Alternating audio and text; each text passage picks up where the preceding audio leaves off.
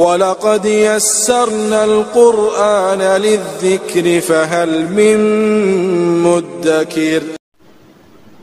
آج انشاءاللہ تعالی ہم سورۃ المائدہ کی آیت نمبر 65-66 پڑھتے ہیں اور اس کو سمجھنے کی کوشش کرتے ہیں۔ اعوذ باللہ من الشیطان الرجیم، بسم اللہ الرحمن الرحیم۔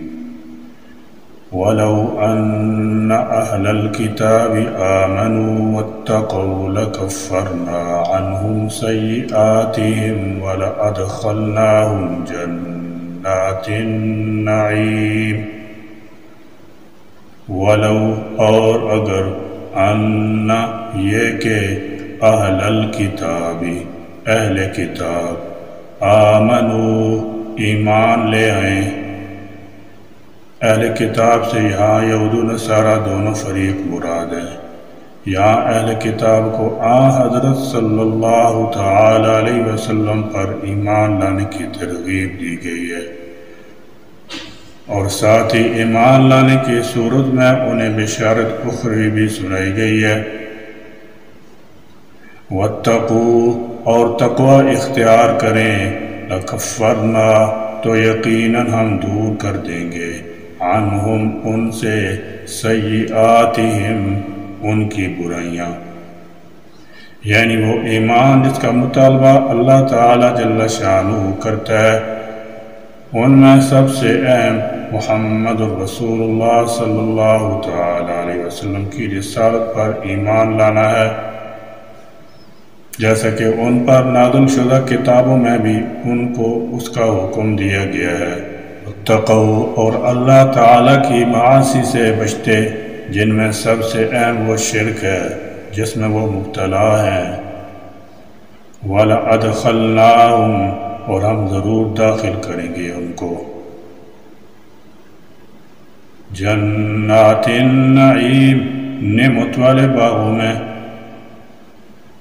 فرمایا وَلَوْ أَنَّ أَهْلَ الْكِتَابِ آمَنُوا وَاتَّقَوْا اور اگر اہل کتاب ایمان لاتے اور کفر و شرک اور معاصی سے ڈر جاتے، لَكَفَّرْنَا عَنْهُمْ سَيِّئَاتِهِمْ ہم ان کی برائیوں اور غلطیوں کو معاف کر دیتے، بالکل اسی طرح جس طرح مخلص مومنوں کے ساتھ اللہ تعالیٰ کا وعدہ ہے۔ وَلَأَدْخَلْنَاهُمْ جَنَّاتِ النَّعِيمِ اللہ تعالیٰ انہیں نعمت کے باغوں میں داخل کرتے اور فلاح پا جاتے۔ فرمایا وَلَوْ أَنَّهُمْ أَقَامُوا التَّوْرَاةَ وَالْإِنْجِيلَ اور اگر وہ تورات اور انجیل کو قائم کرتے، مگر اپنے دور میں تو انہوں نے اسے قائم نہیں کیا، بلکہ اس میں تحریف کے مرتکب ہوئے اور اس کے احکام کو چھپانے کی کوشش کرتے رہے۔ اگر یہ اپنی کتابوں پر عمل درآمد کرتے، وَمَا أُنزِلَ إِلَيْهِم مِّن رَّبِّهِمْ جو ان کے رب کی طرف سے ان پر اتاری گئی ہے، یعنی قرآن پاک، تو اللہ تعالی جل شانہ کی مہربانیاں ان کے شامل حال ہوتی، اور اس کا نتیجہ یہ ہوتا لَأَكَلُوا مِن فَوْقِهِمْ تو وہ کھاتے اپنے اوپر سے، یعنی ان کے لیے آسمانوں سے رحمت کے دروازے کھول دیے جاتے۔ آسمانی برکات میں نفع بخش بارشیں اور اچھی آب و ہوا شامل ہے، جس سے ان کی کھیتیاں اور باغ لے لہاتے اور یہ خوب خوشحال ہوتے، پیداوار وافر ہوتی، خوب کھاتے پیتے اور ان کی صحت بھی اچھی ہو جاتی۔ وَمِن تَحْتِ أَرْجُلِهِمْ اور اپنے پاؤں کے نیچے سے بھی کھاتے، یعنی ان کے لیے زمینی اسباب بھی مہیا ہوتے، انسانی ضروریات کی تمام چیزیں زمین سے پیدا ہونے لگتی اور انہیں کسی چیز کی کمی محسوس نہ ہوتی۔ اس طرح گویا یہ لوگ آسمانی اور زمینی ہر قسم کی برکات سے فیض یاب ہوتے، مگر ان کا حال یہ ہے کہ معمولی سی تکلیف آ گئی تو اللہ رب العزت کی شان میں بے ادبی اور گستاخی کے کلمات بولنے لگے، جو ان کے لیے کسی طرح بھی روا نہیں تھا، اور اس طرح یہ اللہ تعالی جل شانہ کی رحمت اور اس کی برکات سے محروم ہو گئے۔ ولو أنهم أقاموا التوراة والإنجيل وما أنزل إليهم من ربهم لأكلوا من فوقهم ومن تحت أرجلهم منهم أمة مقتصدة وكثير منهم ساء ما يعملون ولو اور اگر انہم بے شک وہ اقاموا قائم رکھتے التورات تورات والانجیل اور انجیل کو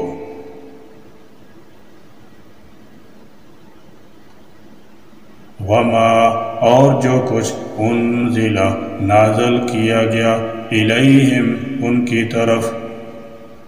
اقامت تورات انجیل سے ان پر کما حق کو عمل کرنا مراد ہے یعنی تورات اور انجیل کی تعلیمات پر عمل کرے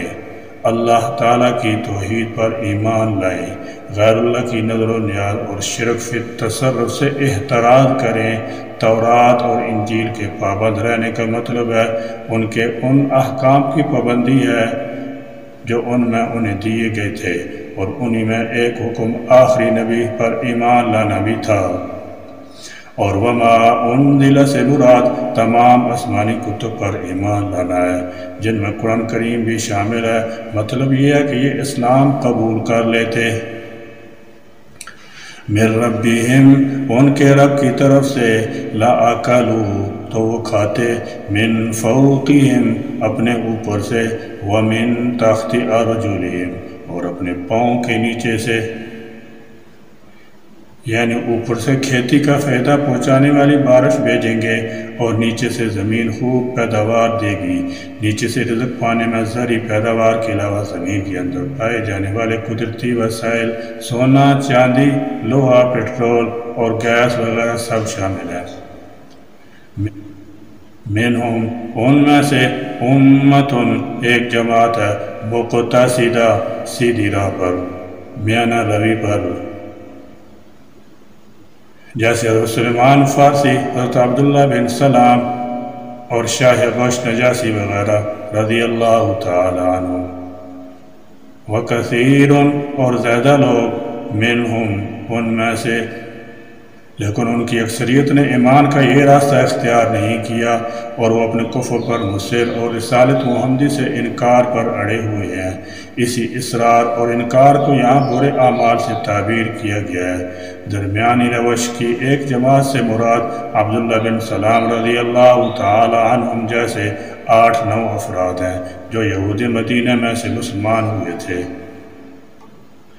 ساء برا ہے ما یعملون جو وہ کر رہے ہیں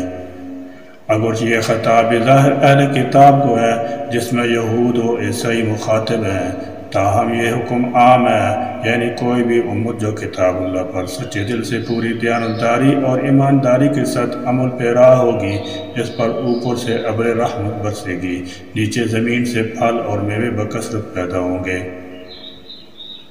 ارضی اور سماوی برکات نازل ہوں گی آفات دور ہوں گی سب کو فراخی سے رزق ملے گا جیسا کہ حدیث میں ہے کہ حدود اللہ میں سے ایک حد قائم کرنے سے اتنی رحمت اور برکتیں نازل ہوتی ہیں اس آیت سے معلوم ہوتا ہے کہ اللہ تعالیٰ کی اطاعت فرمانبرداری اور نیک اعمال کا ایک نتیجہ تو انسان کے دل پر مرتب ہوتا ہے جس سے اس کا دل سلیم اور مطمئن اور صابر و شاکر بن جاتا ہے اور انہی اعمال کا دوسرا نتیجہ کائنات کی فضا میں مرتب ہوتا ہے جس سے اللہ تعالیٰ جل شانہ کی برکتوں اور رحمتوں کا نزول ہوتا ہے اسی طرح اللہ کی نافرمانی سرکشی اور کفر کا ایک نتیجہ انسان کے دل پر مرتب ہوتا ہے جس سے ایسے انسان کا دل شقی سیاہ اور پریشان حال بن جاتا ہے اور دوسرا نتیجہ فضاؤں میں مرتب ہوتا ہے جس سے ایسے لوگوں پر لعنت برستی ہے اور مصائب نازل ہونا شروع ہو جاتے ہیں اور یہ فضائی اثرات انفرادی طور پر بھی مرتب ہوتے ہیں اور اجتماعی طور پر بھی پھر جب کسی قوم کا ڈول گناہوں سے بھر جاتا ہے تو وہی وقت ہوتا ہے جب ان پر عذاب الہی نازل ہوتا ہے یہ تمام خرابیاں بیان کرنے کے باوجود اللہ تعالیٰ جل شانہ نے فرمایا کہ سارے یہودی ایک جیسے نہیں جیسے کہ سورہ آل عمران میں بھی گزر چکا ہے، لیسو سواء، کہ یہ سب برابر نہیں۔ یہاں پر بھی فرمایا منہم امت مقتصدہ، ان میں کچھ میانہ روی والے لوگ بھی موجود ہیں۔ چنانچہ ہم دیکھتے ہیں کہ یہودیوں اور عیسائیوں میں حضور اکرم صلی اللہ تعالی علیہ وسلم کے زمانے میں بھی بعض اچھے لوگ موجود تھے، اور ایسے آدمی ہر زمانہ میں ہوتے رہے ہیں۔ عدی بن حاتم تائی حضور اکرم صلی اللہ تعالی علیہ وسلم کے زمانہ میں عیسائیت کو چھوڑ کر اسلام لائے۔ تمیم داری بھی پہلے عیسائی مذہب رکھتے تھے مگر مسلمان ہو گئے۔ یہودی عالم عبداللہ بن سلام ایمان لائے تو حضور اکرم صلی اللہ تعالی علیہ وسلم نے عشرہ مبشرہ کی طرح انہیں بھی قطعی جنتی قرار دیا۔ ملکہ وکٹوریہ کے زمانے میں عبداللہ کو علم اسلام سے مشرف ہوئے، ان کے ساتھ ان کے خاندان کے 40 آدمی مسلمان ہوئے۔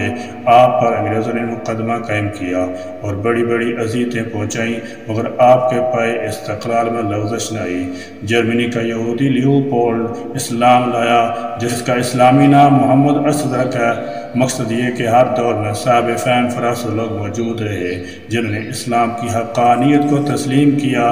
انہی کو امت مقتصدہ فرمایا گیا۔ فرمایا وَكَثِيرٌ مِّنْهُمْ سَاءَ مَا يَعْمَلُونَ، البتہ ان کی اکثریت ایسی ہے جو بہت برے کام کرتے ہیں، وہ بلا شبہ مذمت کے قابل ہیں۔ تاہم اچھے لوگوں کی قدر کرنی چاہیے۔ مسلمانوں کا فرض ہے کہ وہ ان کو ساتھ لے کر چلیں، ان کی حوصلہ افزائی کریں، قرآن کریم کا پیغام ان تک پہنچائیں۔ مگر افسوس کا مقام ہے کہ مسلمان خود صراط مستقیم سے ہٹ چکے ہیں۔ آج قرون اولیٰ کے مسلمان کہاں سے آئیں جو پورے دین کی آبیاری کریں؟ آج تو خود مسلمان کفر و شرک اور بدعات میں مبتلا ہو چکے ہیں۔ ان کا منتہی مقصود کھیل تماشا بن چکا ہے، آرام طلبی، عیش و عشرت، بدماشی، فحاشی کے دل دادہ ہیں۔ ان میں پہلے سا جوش جذبہ کہاں سے آئے گا؟ اللہ تعالیٰ جل شانہ ہم پر رحم کرے اور ہمیں قرون اولیٰ کے مسلمان بننے کی توفیق عطا فرمائے۔ اللہ تعالیٰ جل شانہ ایمان کے ساتھ ہمیں تقوی کی بھی دولت نصیب فرمائے اور اپنا فرمانبردار بندہ بن کر زندہ رکھیں، اور دنیا میں ہماری روزی میں برکت و وسعت عطا فرمائیں اور آخرت میں بالمغفرت سے نوازیں، سعادت کی زندگی عطا فرمائیں، خاتمہ بالایمان فرمائیں۔ یا اللہ اب ان رضا کے مقام جنت میں ہم کو داخلہ نصیب فرما دے۔ ربنا تقبل منا انک انت السمیع العلیم وتب علینا انک انت التواب الرحیم وآخر دعوانا ان الحمد للہ رب العالمین۔